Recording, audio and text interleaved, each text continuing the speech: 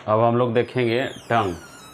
अब इसमें आपका टंग से जो पूछा हुआ है क्वेश्चन, उसमें एनसीईआरटी में एक टर्म लिखा हुआ है कि हमारा जो टंग है वो फ्री मूवेबल मस्कुलर स्ट्रक्चर है, जो कि स्केलेटल मसल का है। और दूसरा इसका लाइन ही लिखा attach flora of the oral cavity, से फ्रेनुलम बोलते हैं। तो फ्रेनुलम जो है, फ्रेनुलम एक ऐसा टर्म है जो कि एनसीईआरटी में लिखा हुआ है। अगर स्टेटमेंट बाई आपका क्वेश्चन पूछा जाएगा नीट में तो इससे क्वेश्चन रहता है, इसलिए मैंने बोल दिया कि फ्रेनुलम टर्म का प्रयोग जो स्टेटमेंट वाइज में करेगा कि attach floor of the oral cavity by the help of, तो उसमें फ्रेनुलम आपको याद रखना होगा कि किसके सहारे फ्रेनुलम के सहारे ही क्या रहता है, वो अटैच रहता है floor of the oral cavity. तो इसीलिए जो टंग का मस्कुलर स्ट्रक्चर है, इवन की टेस्ट वर्ड भी क्वेश्चन आपके एनसीईआरटी में लिखा हुआ है कि जो टंग है उसके अपर सरफेस पे क्या है, एक टेस्ट पेपिला है। तो चूँकि क्वेश्चन टेस्ट पेपिला से अभी कम आने लगा नीट में, इसलिए हम लोग टेस्ट पेपिला को उतना फोकस नहीं करते हैं। लेकिन ऐसा नहीं कि आप टेस्ट पेपिला को छोड़ दीजिएगा, लिखा हुआ है एनसीईआरटी में, इसलिए टेस्ट पेपिला को भी याद रखना है कि अगर क्वेश्चन पूछता है तो आप पहले हम लोग टेस्ट पेपिला को पूरा डिटेल पढ़ाते थे, type of taste papilla, type of taste bud, ऐसा। दूसरा आता है फेरिंग्स। फेरिंग्स से चूँकि क्वेश्चन इसका बस क्वेश्चन रहता है कि pharynx is a common passage of the food and air, तो इसलिए फेरिंग्स का बस इतना ही रोल है इसमें। चूँकि हम पिछले क्लास में बताए थे कि फेरिंग्स जो है हमारा कॉमन पैसेज है एयर एंड फूड के लिए। दूसरा इसमें आता है ओसोफेगस। चूँकि आप जानते हैं कि जो हमारा ओसोफेगस है, जब हमारा मास्टिकेशन जब फूड का होता है माउथ में, तो माउथ में उसके बाद में माउथ में के बाद जाने के बाद में उसके बाद में ओसोफेगस से ही क्रॉस करके हुए डेओडेनम में पहुंचता है। तो ओसोफेगस एक ऐसा जगह है जिसमें से ओसोफेगस को हम लोग अगर इसका मेजरमेंट करते हैं तो 22 से लेके आपको 25 सेंटीमीटर तक इसकी लंबाई होता है ओसोफेगस का। साथ में इसका जो कॉमन क्वेश्चन रहता है, जो कि इसको कॉमन क्वेश्चन नहीं एक्स्ट्रा क्वेश्चन बोलेंगे, इसमें आपको इसके बाद में बताएंगे कि हमारा डाइजेस्टिव सिस्टम का जब टीएस सेंटर लेते हैं, ट्रांसवर्स सेक्शन लेते हैं, तो उसको 4 भागों में बांटा गया है, सिरोसा, सबम्यूकोसा, मस्कुलर सबम्यूकोसा। तो इसमें बताया जाता है कि ओसोफेगस में सिरोसा जो रहता है वो एब्सेंट रहता है, इसके वजह पर ट्यूनिका एडवेंटिशिया रहता है। तो क्वेश्चन ओसोफेगस के लिए आपका क्या बनता है कि पहला आपको नीट में डायरेक्ट ऐसा क्वेश्चन नहीं पूछता है कि आपका length of the oesophagus 22-25 centimetre, ऐसा नहीं क्वेश्चन रहेगा। आपका क्वेश्चन पूछेगा कि सिरोसा में आपका in which its part of digestive system is absent in oesophagus, तब वहाँ पे सिरोसा एब्सेंट रहता है।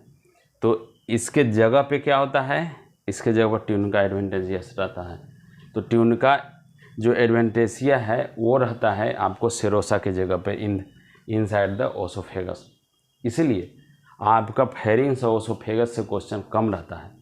क्वेश्चन आपको रहेगा कहाँ से, जैसे आपको तीथ बता दिए, क्वेश्चन आपका रहेगा कहाँ से, आगे स्टोमक बताएंगे। क्वेश्चन आपका रहेगा कहाँ से, स्मॉल इंटेस्टाइन से। क्वेश्चन रहेगा कहाँ से, लार्ज इंटेस्टाइन से कम क्वेश्चन लग रहा है, लेकिन स्मॉल इंटेस्टाइन से ज़्यादा क्वेश्चन रहेगा। इसका क्वेश्चन आपको डाइजेस्टिव सिस्टम में रहेगा क्या, एंजाइम से। इसका क्वेश्चन आपको क्या रहेगा, कुछ डिसऑर्डर से। तो क्वेश्चन का जो पैटर्न है हमारे इस सिस्टम में, उस चीज़ को भी हमको याद रखना है कि किस जगह पे वो क्वेश्चन होगा। इसलिए जो हम लोग टंग का पार्ट पढ़े हैं, तो टंग में आपको बस उसका स्ट्रक्चर से क्वेश्चन या कुछ टेस्ट पेपिला से भी क्वेश्चन रह सकता है। सेकेंड पार्ट आता है इवन की फेरिंग्स में देखते हैं कौन पैसेज ऑफ जिसको लेते हैं हम लोग फूड एंड एयर। दूसरा इसके अंदर में आता है जहाँ पे हम बताएं कि हमारा जो ओसोफेगस है उसमें आपका जो सिरोसा लेयर है वो एब्सेंट रहेगा। अगर हम लोग स्टोमक को देखते हैं तो स्टोमक के अंदर में आपको बताए हो कि हमारा स्टोमक जो है डाइजेस्टिव सिस्टम के लिए बहुत बड़ा रोल करता है, इसका बहुत बड़ा इम्पोर्टेंस है डाइजेस्टिव सिस्टम के अंदर में। अगर स्टोमक नहीं रहता तो चूँकि स्टोमक से एचसीएल का सिक्रेशन होता है, आप जानते हैं HCl एक ऐसा केमिकल सब्सटेंस है कि अगर वो नहीं होता तो हमारा RBC का फॉर्मेशन नहीं होता, क्योंकि HCl ही है जो क्या करता है Fe3+ को Fe2+ में बदलता है, और Fe2 जब तक Fe2 में कन्वर्ट नहीं होता हीमोग्लोबिन का फॉर्मेशन नहीं होता। इसलिए आप जानते होंगे कि हमारा HCl का बहुत बड़ा रोल होता है। इवन कि अगर हम HCl का देखेंगे तो इसमें डिफेंस में भी काम करता है। अगर कोई भी हम ऐसे सब्सटेंस लेते हैं हमारे माउथ में, वैसा सब्सटेंस हमारे बॉडी में जाके माइक्रोऑर्गेनिज्म जो कि हमारे बॉडी में जाके किसी प्रकार का डिजीज प्रोड्यूस कर सकता है, वैसे डिजीज, वैसे केमिकल सब्सटेंस, वैसे माइक्रो ऑर्गेनिज्म को HCl हमारा न्यूट्रल करने का काम करता है। साथ में आप ये भी जानते होंगे कि HCl एक ऐसा सब्सटेंस है जो कि अगर वो प्रोटीन एंजाइमेटिक एक्शन वाले जो प्रोटीनस एंजाइम होते हैं, उस प्रोटीन को अगर वो एक्टिव फॉर्म में, इनएक्टिव फॉर्म में पाए जाने वाले प्रोटीनस एंजाइम को अगर एक्टिव फॉर्म में कन्वर्ट नहीं करता है तो हमारा एंजाइम का डाइजेशन नहीं होगा। इसलिए HCl का इस कंडीशन में बहुत सारा रोल है, आगे हम बताएंगे।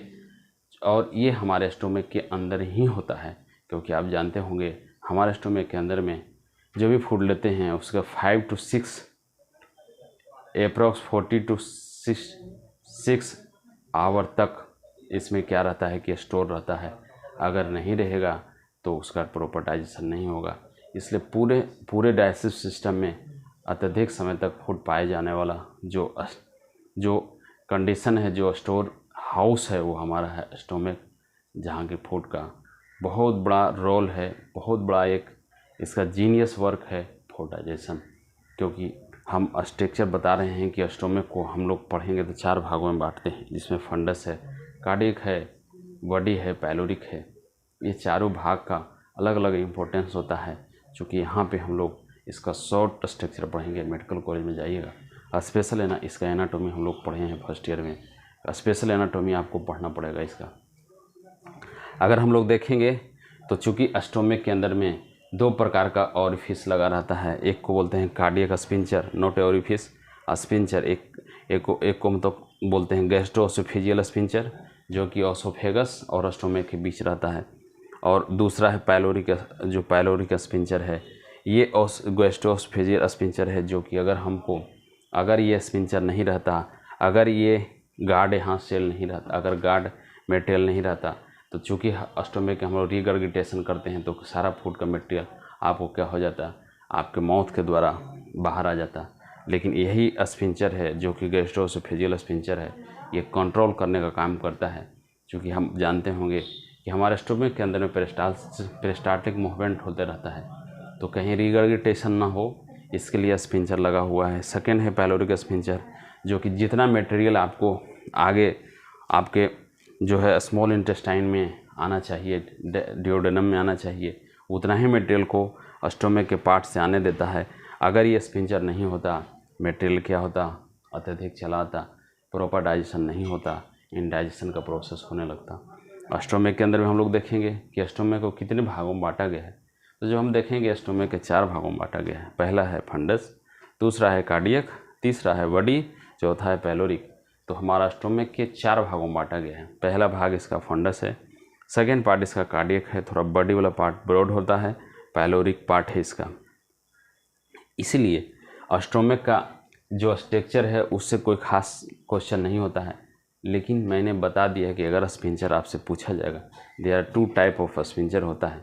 First is the gastroesophageal sphincter, second इसका जो है वो है पाइलोरिक स्पिंचर। टीथ का कुछ पार्ट छूट गया था, इसलिए मैंने यहाँ पे बता दिया कि जो चौथा टाइप का जो टीथ है, जिसमें कि हेट्रोडोंट टीथ बोलते हैं, ये 4 तरह का होता है। देखिए, incisor, canine, premolar, molar. Incisor किसी के लिए रहता है कटिंग के लिए, चूँकि इंसीजर काटने का काम करता है। केनाइन का काम होता है टीयरिंग का। उसके बाद में प्रीमोलर का काम और मोलर का काम होता है ग्राइंडिंग का। हम लोग कटिंग काटने का काम करते हैं, टीयरिंग उसको चीरने फाड़ने का काम करता है, ग्राइंडिंग मतलब पीसने का काम करता है। कभी कभी क्वेश्चन एडवांस पूछ देता है, इसलिए अगर इसमें हम रूट देखेंगे तो 1 रूट होता है कटिंग, इसमें आपका इंसीजर केनाइन में। लेकिन अगर प्रीमोलर में देखेंगे तो 2 रूट और 1 रूट होता है। अगर हम मोलर का देखेंगे तो 3 रूट और 2 रूट होता है। इसलिए क्वेश्चन इसमें पूछा जाता है, इसलिए मैंने इसको अलग से बता दिया कि अगर प्री मोलर से पूछेगा तो 2 रूट 1 रूट, अगर मोलर का पूछेंगे तो 3 रूट और 2 रूट। इसलिए मैंने यहाँ पे आपको बता दिया कि अगर हेटेरोडोन से भी क्वेश्चन पूछा जाएगा आपके तीथ में, तो आप इसके साथ में एसोसिएट कर दीजिएगा तीथ का, जो इसके पहले बताए। इसलिए इसका मेनली आज जो हम लोग स्टडी किए हैं उसमें टंग किए हैं, दूसरा स्टडी जो किए हैं उसमें फेरिंग्स किए हैं, तीसरा स्टडी जो हम लोग किए हैं वो ओसोफेगस किए हैं, चौथा जो स्टडी किए हैं उसमें स्टोमक किए हैं। इतने भाग को हम लोग अगर देखेंगे तो इससे ऐसे कंडीशन में ऐसे ये सब टॉपिक से जो होता है नीट पॉइंट व्यू से बहुत ही इम्पोर्टेंस होता है। इसलिए इन सारे चीज़ों पे हम लोग को अच्छी तरह से ध्यान देना है। साथ में क्या है, मैंने बोला कि बायोलॉजी को पढ़ने का मल्टीपल टाइम, अगर मल्टीपल टाइम आप पढ़ते हैं आपको याद हो जाएगा, बैठ के याद कीजिएगा तो भूल जाइएगा। इसलिए मल्टीपल टाइम करना एकदम ज़रूरी है पूरा जुनून के साथ। Thank you.